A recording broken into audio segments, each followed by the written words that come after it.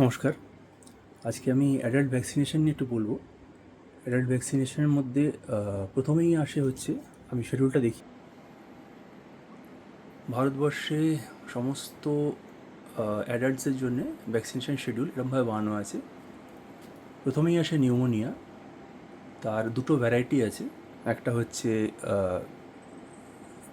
Conjugate vaccine 13 প্রিভেনার, এটা জীবনে একবারই নেওয়ার। আর একটা 23 নিউমোককাল ভ্যাকসিন 23, যেটা নিউভ্যাক্স 23 নামে পাওয়া যায়। এটা প্রতি 5 বছর অন্তর অন্তর নেওয়া উচিত। এটার প্রোটেকশন পাওয়ার কম বলে এটা 5 বছর অন্তর অন্তর রিনিউ করতে হয়।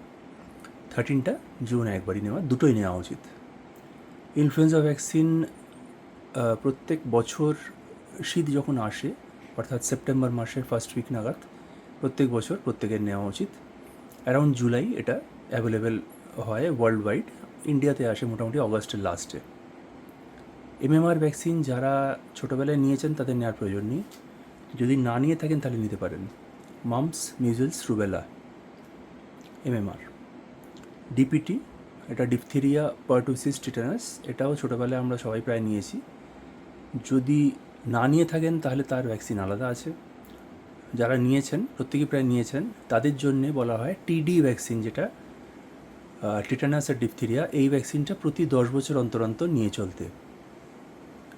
ভ্যারিসেলা অর্থাৎ চিকেন পক্স, এই ভ্যাকসিনটা যদি নিতে চান ছোটোবেলায় নিয়ে থাকতে পারেন। যদি না নিয়ে থাকেন তাহলে এটা নেওয়া যেতে পারে, যাতে সিভিয়ার ডিজিজ না হয়, ডিজিজের সিভিয়ারিটিটা কমন হয়ে যেতে পারে। জস্টার, হার্পিস জস্টার, এটা বয়স্কদের হয় অনেক সময়, দেখতে পাবেন। এটার ভ্যাকসিনও অ্যাভেলেবেল আছে, লাইভ ভাইরাল ভ্যাকসিন, কিন্তু সাইড এফেক্ট হতে পারে। এটা রেকমেন্ডেশন হচ্ছে প্রত্যেকেরই 60 বছরের ঊর্ধ্বে যারা, তাদের নেওয়ার। প্যাপিলোমা ভাইরাস ভারতবর্ষে মেয়েদের নেওয়ার রেকমেন্ডেশন আছে। জেনারেলি ছোটো বয়সেই নিয়ে নিতে বলা হয়, পিডিয়াট্রিশিয়ানরাই দিয়ে দেয়। যদি কেউ মিস করে গিয়ে থাকেন তাহলে আপ টু 26 বছর তারা এই ভ্যাকসিনটা নিতে পারেন। ওয়ার্ল্ড ওয়াইড কিন্তু ছেলে মেয়ে সবাইকেই বলা আছে নেওয়ার কথা। ভারতবর্ষের রেকমেন্ডেশন হচ্ছে শুধু মেয়েদেরই। এর মধ্যে যেটা আমার মনে হয় খুব ইম্পর্টেন্ট ভ্যাকসিনেশন, মেয়েদের প্যাপিলোমা, আর সমস্ত বাকি সব পপুলেশনের জন্য নিউমোনিয়া আর ইনফ্লুয়েঞ্জা।